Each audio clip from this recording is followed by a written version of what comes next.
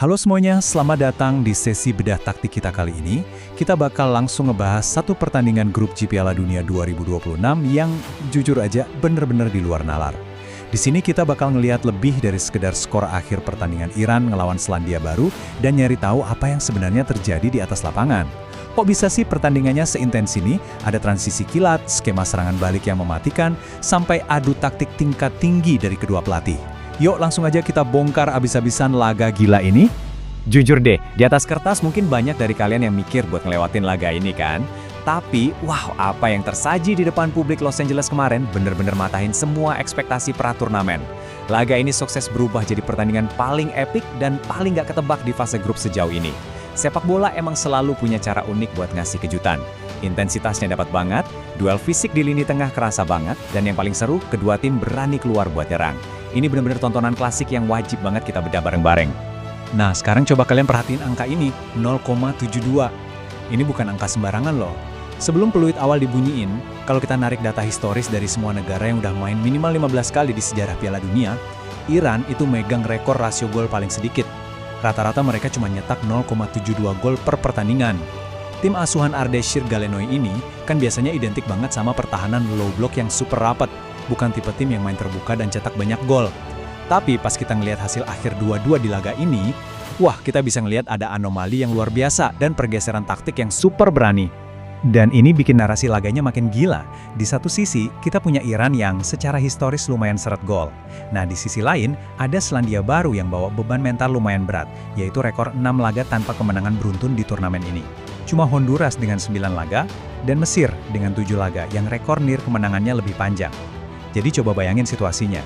Dua tim yang biasanya kesusahan buat mendominasi dan cetak gol di panggung terbesar, tiba-tiba mutusin buat buang semua keraguan itu, keluar dari zona nyaman, dan ngasih kita laga klasik 4 gol yang sensasional. Ini benar-benar revolusi taktis dari kedua kubu. Oke, kita masuk ke bagian pertama, jual beli serangan yang benar-benar sengit. Kita bedah timeline-nya ya. Dari peluit awal, jual beli serangan ini udah jalan dan dinamis banget. Masuk menit ke-7, berlawanan arah sama jalannya permainan, Selandia Baru langsung menghukum Iran. Skemanya cakep banget, umpan lambung jauh dari kiper dikontrol dengan sempurna sama sang target man, Chris Wood. Sentuhan pertama Wood ini ngebuka ruang buat Elijah Just yang sempat juggling bentar sebelum ngelepasin tembakan maut. Skema direct football yang sangat efektif, tapi Iran gak tinggal diam.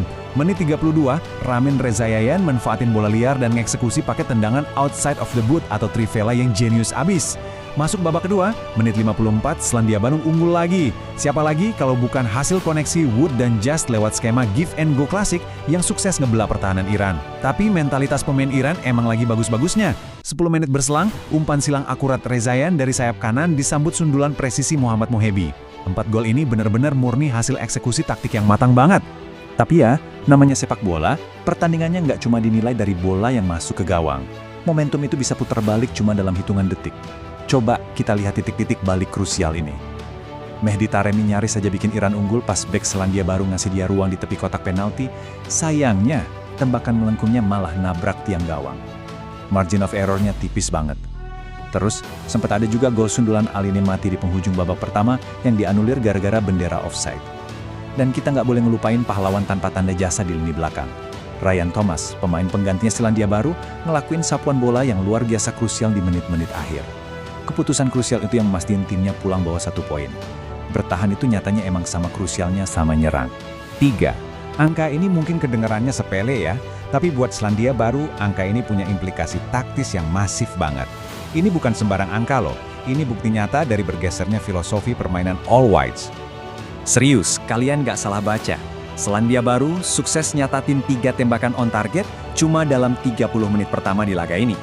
Buat perbandingan aja nih, di penampilan terakhir mereka pada Piala Dunia 2010 lalu, mereka butuh waktu sepanjang turnamen cuma buat ngumpulin total 3 tembakan tepat sasaran itu.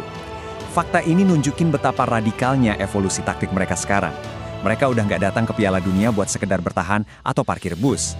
Mereka datang bawa skema pressing, transisi cepat ke depan, dan niat yang jelas banget buat ngebongkar garis pertahanan lawan. Pendekatan menyerang yang benar-benar agresif. Lanjut ke bagian kedua, pemain bintang. Di sini kita ngelihat pertarungan antara duo dinamis ngelawan sang inspirator. Kalau kita bedah anatomi serangan Selandia Baru, semuanya itu bertumpu ke duet Chris Wood dan Elijah Just. Mereka berdua ini udah beroperasi kayak satu unit yang gak bisa dipisahin. Wood meranin tugas target man absolute. Dia narik back lawan dan nahan bola, sementara Jas yang gesit tugasnya ngeksploitasi ruang kosong yang ditinggalin. Kombinasi give and go mereka ini klinis banget. Nah, buat ngerespon itu, taktik Iran bertumpu ke Ramin Rezaian dan Muhammad Mohebi. Rezaian ini benar-benar motor penggeraknya Iran dari posisi bek kanan.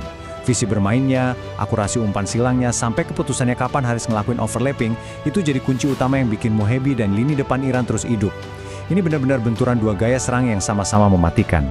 Dan performa individu tingkat elit ini nggak cuma enak ditonton, tapi juga sukses mecahin rekor. Elijah Jas sekarang resmi masuk buku sejarah sebagai pemain Selandia Baru pertama yang bisa cetak lebih dari 1 gol di satu pertandingan Piala Dunia.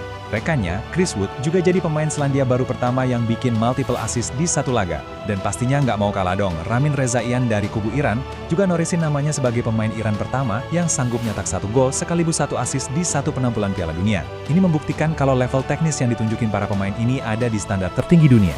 Biar kalian dapat konteks yang lebih luas tentang seberapa spesialnya permainan Chris Wood sebagai seorang kreator, cek deh fakta ini. Wood sekarang sejajar sama nama-nama top. Dia jadi pemain ketiga di 3 edisi Piala Dunia terakhir yang bisa ngasih lebih dari 1 kali assist buat satu rekan setim yang sama dalam satu pertandingan.